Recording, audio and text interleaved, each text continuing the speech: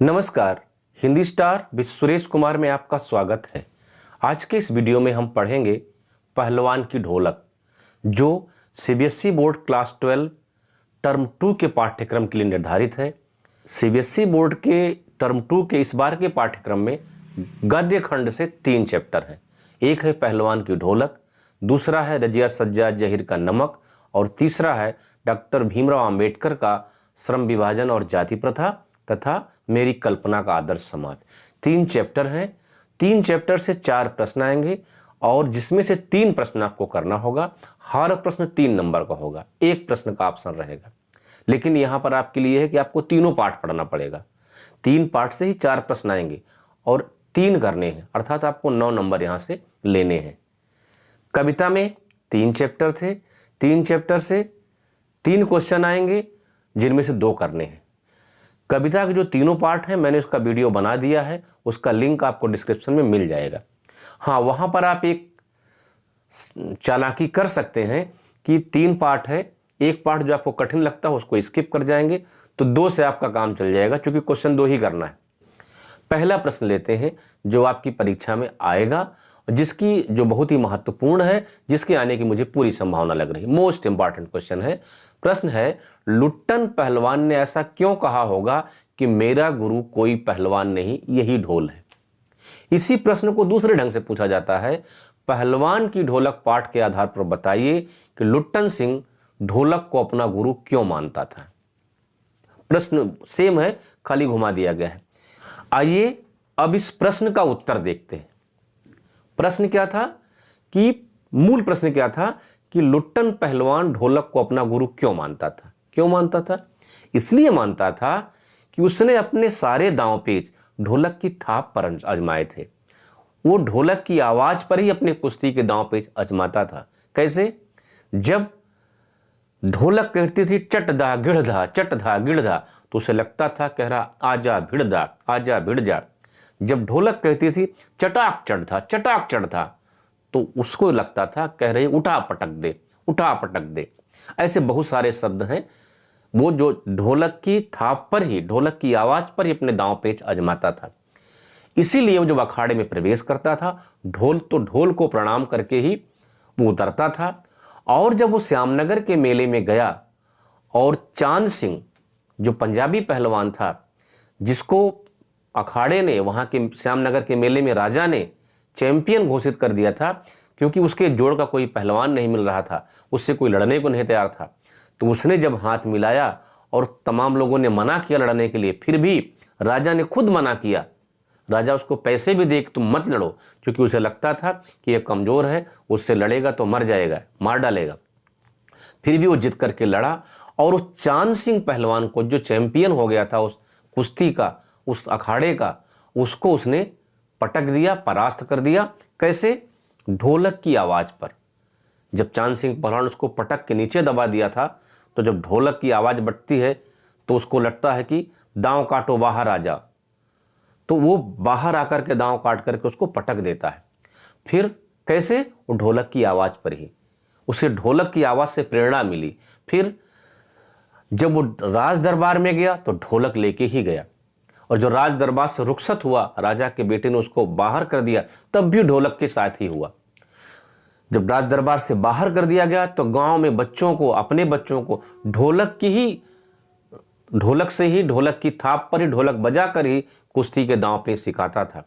और वो जब गांव में लोग बीमार पड़ गए, गांव में हैजा फैल गई, लोग मरने लगे, महामारी फैल गई, तो जहां गांव में चारों तरफ सन्नाटा था, हर घर से रोने की, कराहने की आवाज आती थी, ऐसी परिस्थिति में पहलवान ढोलक बजाता था। उसकी ढोलक गांव के सन्नाटे को चीरती थी, गांव के सन्नाटे को चीरती थी। गांव के लोगों में जो मृत प्राय हो गए थे, उनमें संजीवनी शक्ति भरती थी, जीवन की प्रेरणा भरती थी। बेशक उसकी ढोलक गांव के लोगों को दवा नहीं दे सकती थी, उनको आप बीमारी से इलाज नहीं कर सकती थी, उनकी महामारी नहीं ठीक कर सकती थी, उसकी ढोलक हैजा की दवा नहीं थी, लेकिन उसकी ढोलक गांव वालों में एक जीने की शक्ति पैदा करती थी, संजीवनी शक्ति भरती थी, जीने की प्रेरणा देती थी। कौन? पहलवान की ढोलक।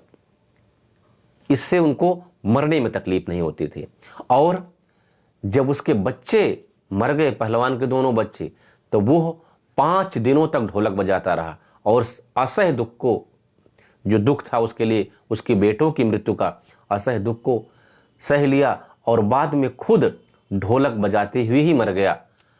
और इससे ये जाहिर होता है कि जो ढोलक थी पहलवान की हर समय साथी थी, उसका संबल थी, उसका सहारा थी, उसके जीवन की साथी थी, उसका गुरु थी, उसका सब कुछ थी। अब दूसरा प्रश्न लेते हैं, ढोलक की आवाज का पूरे गांव पर क्या असर होता था? या इसी प्रश्न को और एक तरीके से पूछते हैं कि ढोलक की उठती गिरती आवाज बीमारी से दम तोड़ रहे ग्रामीणों में संजीवनी का संचार कैसे करती थी? अथवा पहलवान की ढोलक साधनहीन गांव वालों के प्रति क्या भूमिका निभाती थी और कैसे? प्रश्न एक ही है, 3 तरह से पूछा गया है। कि इसी प्रश्न को कैसे और पूछा गया है, वही बात है। निर्धन, साधनहीन और महामारी ग्रस्त गांव में पहलवान की ढोलक मरने वालों का हौसला, हिम्मत देती थी। इस कथन के आलोक में गांव की बेबसी का चित्रण कीजिए। और फिर इसी प्रश्न को पूछा गया है कि गांव में महामारी फैलने और अपने बेटों के देहांत के बावजूद लुट्टन पहलवान के ढोल बजाते रहने का मर्म स्पष्ट कीजिए। ये प्रश्न एक ही है, मतलब एक प्रश्न मैं आपको बता रहा हूं कहने के लिए, लेकिन 5 प्रश्न बन जा रहा है। 3 तरीका मैंने बताया पहले और 2 तरीका है सैंपल पेपर से। और इस तरह से आप कह सकते हैं कि ये प्रश्न बहुत ही इंपॉर्टेंट है आपकी परीक्षा के लिए। एक ही प्रश्न 5 तरीके से पूछा जा सकता है। कैसे? ढोलक की आवाज का पूरे गांव पर क्या असर होता था? ढोलक की उठती गिरती आवाज बीमारी से दम तोड़ रहे ग्रामीणों में संजीवनी का संचार कैसे करती थी? और पहलवान की ढोलक साधनहीन गांव वालों के प्रति क्या भूमिका निभाती थी और कैसे? 3 प्रश्न हो गया, तीनों एक ही हैं। और चौथा प्रश्न क्या होगा? निर्धन, साधनहीन और महामारी ग्रस्त गांव में पहलवान की ढोलक मरने वालों का हौसला, हिम्मत देती थी। इस कथन के आलोक में गांव की बेबसी का चित्रण कीजिए। या गांव में महामारी फैलने और अपने बेटों के देहांत के बावजूद लुट्टन पहलवान के ढोल बजाते रहने का मर्म या रहस्य स्पष्ट कीजिए। 5 प्रश्न है, उत्तर एक ही बताऊंगा मैं।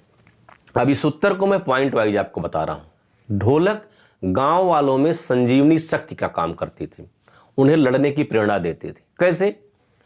वो ऐसे कि जहां गांव में चारों तरफ कोहराम मचा है, त्राही त्राही मची है, कहीं से कोई आवाज नहीं आ रही, सिर्फ आवाज आ रही तो रोने की, कुत्ते भी रो रहे हैं, झोपड़ियों में बच्चे बीच बीच में माँ माँ की आवाज करके बोलते थे।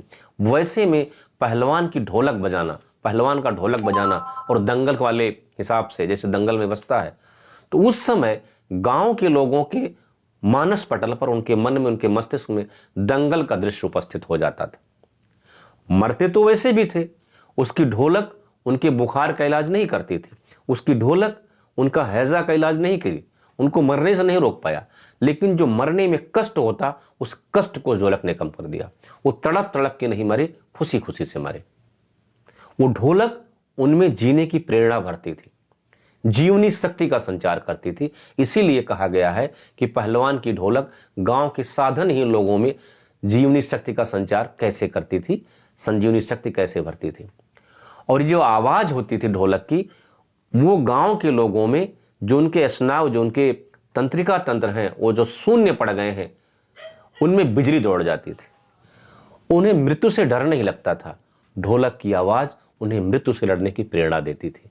इसलिए कह सकते हैं कि पहलवान की ढोलक ग्रामीण लोगों के जीवन में जो आशा खत्म हो गई थी, वो आशा का संचार करती है, जीवनी शक्ति से भर देती है।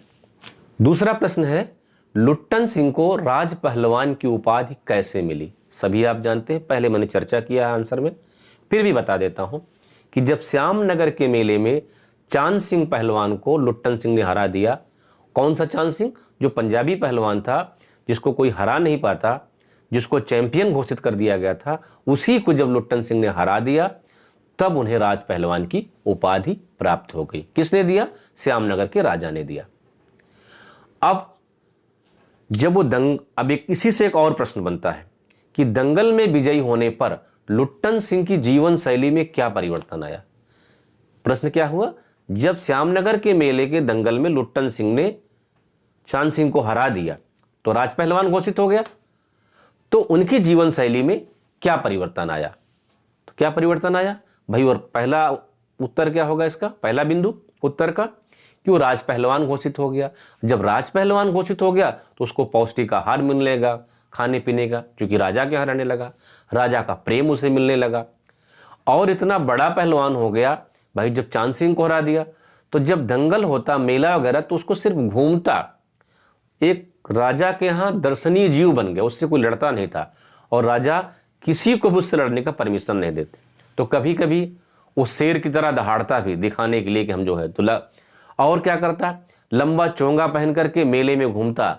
मेले के लोग जो दुकानदार उसके साथ मस्करी करते, कोई रसगुल्ला खिलाता, कोई पान खिलाता, मेले में सीटी लेके बच्चों की तरह बजाता, क्योंकि उसकी बुद्धि तो बच्चों जैसी ही थी। आंखों पर चश्मा लगा लेता बच्चों वाला, नीला पीला वाला। अगला प्रश्न हम लेते हैं कि जब लुट्टन सिंह लड़ रहा था चांद सिंह से श्यामनगर के मेले में, तो उस समय उसके पक्ष में ना राजमत था ना बहुमत था। प्रश्न यही है कि लुट्टन के पक्ष में ना तो राजमत था और ना ही बहुमत, फिर भी उसे कुश्ती में विजय प्राप्त हुई। कैसे और क्यों? इसका जवाब क्या है कि बेशक उसके पक्ष में राजमत नहीं था, बहुमत भी नहीं था, क्योंकि बहुमत किसके पक्ष में होता है? जो जीत रहा होता है। लेकिन उसे विजय क्यों प्राप्त हुई? उसे विजय अपने हौसले से, आत्मविश्वास से और ढोलक को गुरु मानने से हुई। ढोलक को गुरु मानने से कैसे हुई? वो ढोलक की थाप पर ही अपने दांव आजमा रहा था, ढोलक की आवाज पर ही, जैसे ढोलक वाला बजा रहा था उसी पर उसका कान था और उसी हिसाब से दांव काट रहा था। उसे ऐसा लग रहा था कि ढोलक उसे संदेश दे रही है कि नहीं, अब ये दांव लगाओ, अब ये दांव लगाओ। तभी उसने चांद सिंह जैसे बड़े पहलवान को उस कुश्ती में हरा दिया और विजयी हुआ, राज पहलवान घोषित हुआ। और इसमें दो चीजें महत्वपूर्ण हैं, एक तो ढोलक की थाप और आवाज, और दूसरा उसका आत्मविश्वास। और इसीलिए एक जो प्रश्न पहले मैंने डिस्कस किया था कि ढोलक को अपना गुरु मानता था। आप देखेंगे कि इस पाठ में बार बार जो प्रश्न उत्तर आ रहा, ढोलक के इर्द गिर्द ही घूम रहा है। क्यों? क्योंकि पाठ का भी नाम पहलवान की ढोलक है, तो जो प्रश्न बनेगा इसी के इर्द गिर्द बनेगा। और इस पाठ से ज्यादा प्रश्न आने की संभावना मुझे नहीं लग रही है। हाँ, एक चीज और नोट कर लीजिएगा कि इस पाठ का संदेश क्या है। एक संदेश ये भी है कि जो लोक कलाएं हमारे यहाँ की हैं वो धीरे धीरे खत्म होती जा रही हैं। तो फणीश्वर नाथ रेणु ने इस पाठ के माध्यम से लोक कलाओं के संरक्षण का भी संदेश दिया है। इस पाठ का जो मैसेज है वो ये भी जानना जरूरी है, परीक्षा में आ सकता है कि पहलवान की ढोलक पाठ के आधार पर बताइए कि फणीश्वर नाथ रेणु ने क्या संदेश देना चाहा है। तो संदेश क्या देना चाहा है कि लोक कलाओं का संरक्षण होना चाहिए। इस वीडियो में इतना ही, मिलते हैं अगले वीडियो में कुछ और महत्वपूर्ण प्रश्नों को लेकर के। वीडियो बनाने में बड़ी मेहनत लगती है, इसलिए आपसे अपेक्षा है कि अगर अच्छा लगा हो तो लाइक कर दीजिएगा, पुराने हो तो शेयर कर दीजिएगा, वीडियो पहली बार देख रहे हो तो सब्सक्राइब करके बेल आइकन जरूर दबा दीजिएगा ताकि आपको हमारे हर आने वाली वीडियो की नोटिफिकेशन मिलती रहे। तब तक के लिए जय हिंद, वंदे मातरम।